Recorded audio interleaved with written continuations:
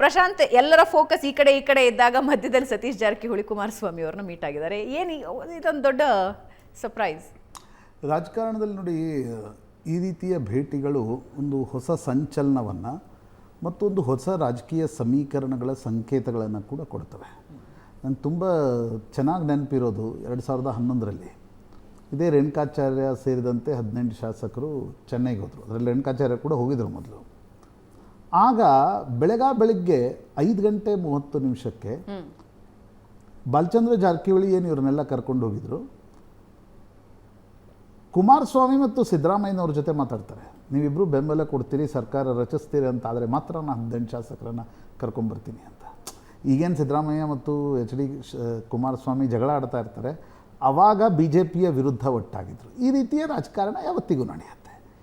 ಇವತ್ತು ನೋಡಿ, ಕರ್ನಾಟಕ ರಾಜಕಾರಣದಲ್ಲಿ ನೀವು 5 ಧ್ರುವಗಳನ್ನು ಐಡೆಂಟಿಫೈ ಮಾಡ್ಬೋದು.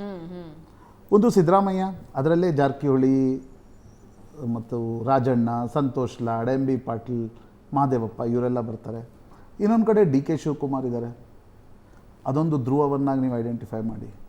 BJPಯಲ್ಲಿ 2 ಧ್ರುವಗಳಿವೆ, ಒಂದು ವಿಜಯೇಂದ್ರ ಮತ್ತೊಂದು ಯತ್ನಾಳ್, ಇನ್ನೊಂದು ಕಡೆ ಕುಮಾರಸ್ವಾಮಿ. ಈ 5 ಧ್ರುವಗಳ ನಡುವೆ ಪಾಲಿಟಿಕ್ಸ್ ಹೇಗೆ ನಡೆಯುತ್ತೆ ಅನ್ನೋದು ಭಾಳ ಇಂಪಾರ್ಟೆಂಟ್.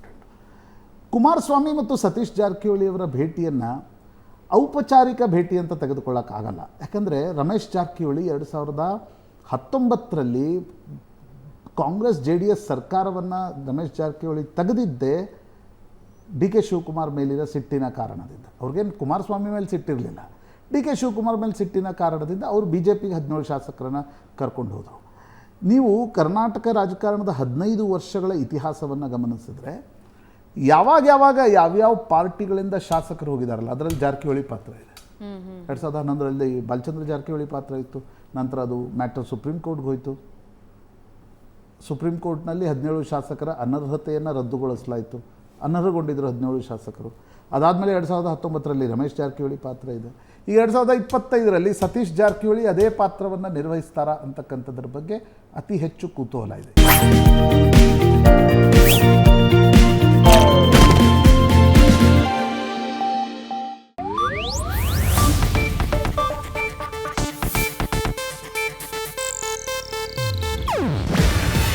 ಇದು ಏಷ್ಯಾನೆಟ್ ನ್ಯೂಸ್ ನೆಟ್ವರ್ಕ್ ಪ್ರಸ್ತುತಿ. ನೀವು ನೋಡ್ತಿದ್ದೀರಾ ಏಷ್ಯಾನೆಟ್ ಸುವರ್ಣ ನ್ಯೂಸ್.